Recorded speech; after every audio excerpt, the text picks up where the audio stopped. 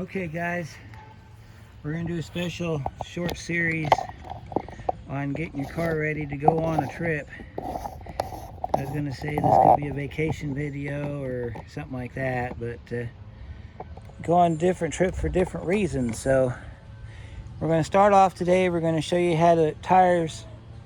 We're going to do tire rotation today. We're going to do a video on checking your fluids. We're going to do another one on inspecting your car, checking your lights, stuff like that. So we're going to start off today. We're going to start with our tires. So I'm going to get the car jacked up. We're going to get the tires off, and then I'm going to show you what to look for on the tire. We're also going to check the brakes while we got the tires off. So I got the front end already jacked up. When you jack your car up, you want to find a stable position underneath the car.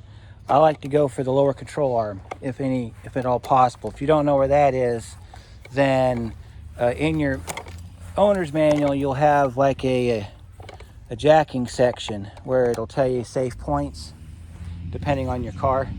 This one's an 06 Focus, so we're using that today because this one's going to be a vacation car or driving car. The back, I got it underneath the coil spring perch. You only need to jack the car up far enough to get the tire off. Don't set your parking brake. And if you want, you can jack it up to where the car's level across the ground too. So we're going to go ahead and we're going to start by getting our tires off. I'll show you some stuff about that, and then we'll go over rotation, because there's a reason why you rotate your tires, and I'm going to tell you about it here in a minute.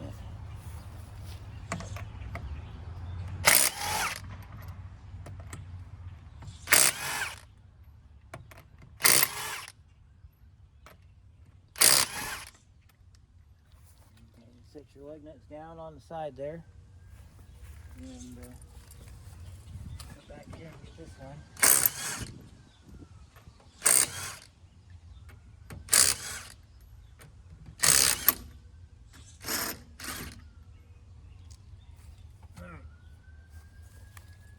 There's a couple different ways you can rotate tires. You can either take them from the back, move it to the front, take the front, put it on the back. That's the common way of doing it. Some import cars, they're directional, which means you have to do an X, which means you'll take that one off and put it on the front on the other side. And then you'll take this one and you'll put it on the back on the other side.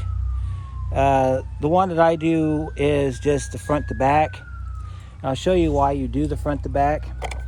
I'm going to show you the back tire first, because this is a front wheel drive car, so all your driving is going to be on the front. Your turning, your acceleration, your braking, a lot of that's on the front. The back is just basically just trailing. So you want to look at your tire. Tire looks really good. These are fairly new. They've got a few thousand miles on them, but they were brand new. So we're going to move this up to the front, and then I'm going to take the one off the front, and I'm going to show you the difference between the two, because there is a noticeable difference. All right, so here's our front tire. You bring it over here and you set it next to your back tire. And I don't know if you can see this very well. I'm going to try to zoom in a little bit on it for you so you can kind of see what we're looking at here. All right, so this is our front tire, and this is our back tire. And the reason you want to rotate your tires is because of wear. Okay, you take your finger and you can take your fingers down in here, and if you can grab this, then your wear is still good. See, this one's really good because it's been on the back. You want to look at these lines right here on your tire, and if they're missing, you could have an alignment issue. It could be either, well, in this case, I think it might be the struts, but I'm not 100% sure. But see, that's another reason why you want to rotate your tires, so that you don't have uneven wear. So we'll take this tire and we'll put it on the front. This one goes on the back. Now, another thing you can do is, if you find that one tire's wearing more on one side than the other side is, say for example that the passenger side tire was real thin through here on this side. You can take this tire, if it's on the passenger side, bring it over to the driver's side. It'll kind of even it out a little bit. It's a weird trick, but it works. So we're going to go ahead and put that on there. While you're here, you want to look at your brakes. So let's take a look at your brakes. All right, so this car, we've had it for about a couple of years now.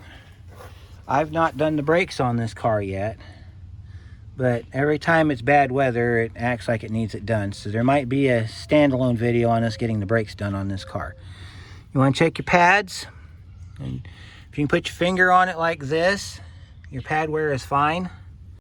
You want to look inside this port right here, and this one's going to need brakes really soon, because the further out this piston's pushed, the surface difference are going to be here.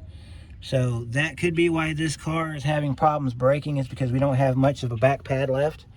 If you can get around to the back side of the rotor, and you can see the back side of the rotor, you want to look for any kind of uneven wear, any kind of scoring. Hot spots is where you have a shiny rotor that's gotten like heat against it, so it's going to look kind of like a bluish purple color. You want to do something about that, because that's going to cause a grab. While you're in here, you want to look at your this is your sway bar end link right here. This is your sway bar right here. This here's your tie rod. Your tie rod ends right here. Check your brake hoses for any kind of wear or any kind of what they call checking. You want to check your boots on your CV shaft. This boot's been bad for a minute, but we're fine with it because it doesn't leak any oil out of it or grease. But eventually one day we'll have to put an axle shaft in this car. But that's what you want to look at on the front. Now if you've got disc brakes on the back, you want to do the same thing on the back. This one's got drum. So the drum brakes, I can't access them in this video, because in order to get the drum off on this car, you got to take this cap off, and then there's a nut that comes off, and then this drum comes off. But if you have any issues with your parking brake not working right, might be time to put some shoes on it. If you hear any kind of grinding noises, or like kind of weird noises, like on GMs, they make this noise that sounds like the rear end's going to fall out. That noise is normal. But you want to look at your hoses on the back, make sure you don't have any damage to the hoses. Check your shocks, your springs. If there's any kind of odd, anything strange, check your back of your rotor here, check your lines. If you're able to get under the car with the wheels on it, you want to check your exhaust system for any kind of damage, because it's the last thing you need to be driving down the road and have your muffler fall off. Believe it or not, it happens a lot. So, but anyway, we're going to get our tires put back on. Now you need to torque your tires to whatever the specified torque value is. I think on this car it's 80 foot-pounds because of the aluminum wheels. If you have steel wheels, you can go up as high as 100. And on a 4-lug, I'll show you how we do it on a 4-lug. 5 and 6 lug, they're pretty much self-explanatory, but on a 4-lug, you go in an X. So you get your tire put back on like this, and then you'll get your nuts put back on.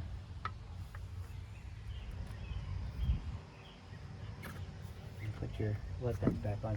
You want to do this on both sides, so we're only going to do the driver's side for this video, but the passenger side's the same. Make sure you check the condition of your tires too, especially if you've never bought tires for your car before and you don't know anything about them. You want to check the sidewalls for any type of indications that somebody's running up on a curb. Check your rims. A lot of rims have weights on them for balance. If it looks like there is like if the rims are dirty and you got a fresh spot where a weight used to be, you want to probably take your car to the nearest tire shop, have them balance your wheels for you. Because that's the other thing too, you'd be driving down the road and hit a bump, you lose a wheel weight, and then next thing you know, you're wondering why your car's running weird. It's like jumping all over the road. Well, it's because you don't have wheel weight on there anymore. You do that for too long, you're going to lose an axle shaft or a sway bar link or something, because that vibration is going to just get worse. So you want to address it as soon as you notice it. Get our tire put on here.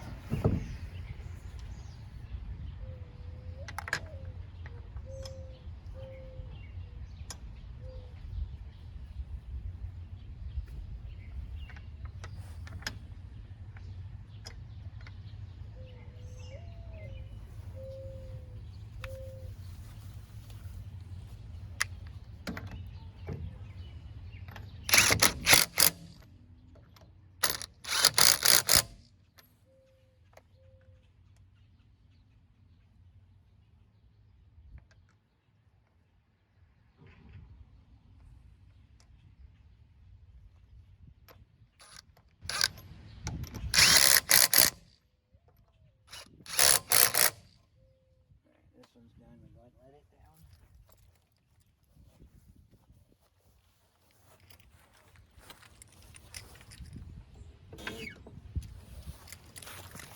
And we'll bring it up front to the front.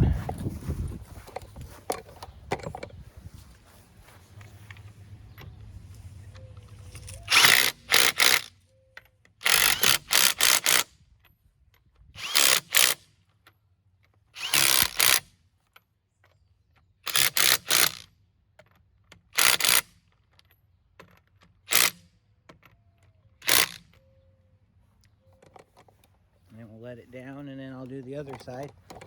So that'll do it for this first part. Yeah, these aren't going to be very long videos, so you know, it's more or less reference material, but I figured it might be something for you guys to do.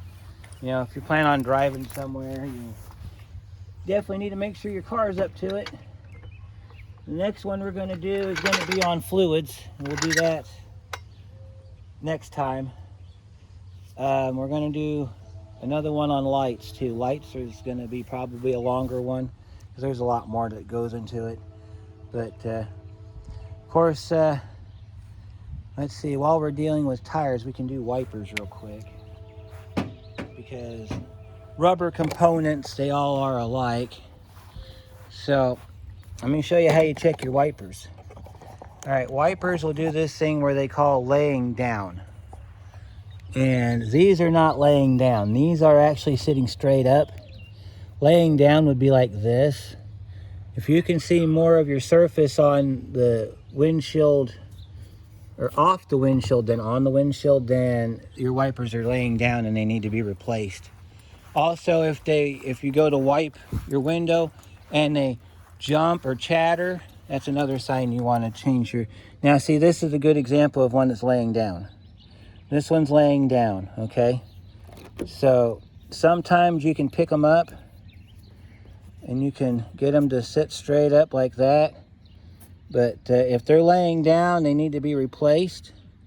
So you can look in your owner's manual for the size of wipers you have, or your local parts store also has that information available for you as well. By the way, if you're able to check your brakes, block the back wheel of the side opposite you're working on.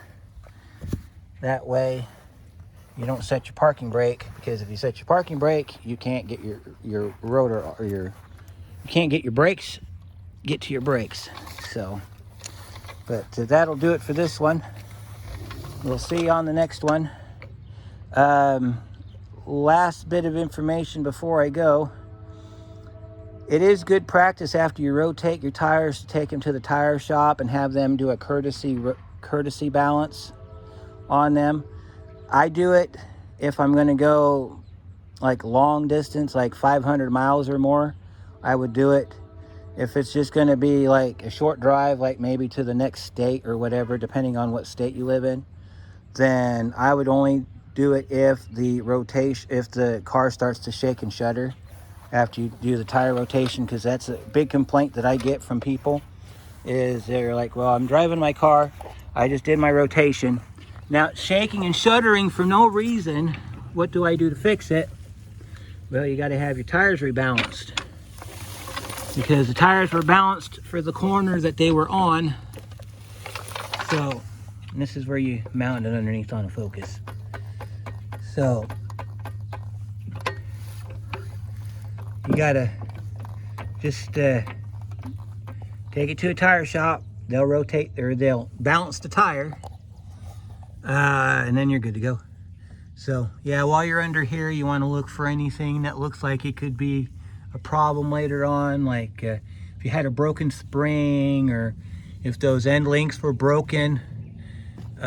Excessive rust, you want to look for excessive rust. If the vehicle does have like literal holes in the subframe or in the frame on a truck, I wouldn't drive it anywhere, because it just takes one set of railroad tracks to make your day a bad day. I'm just telling you.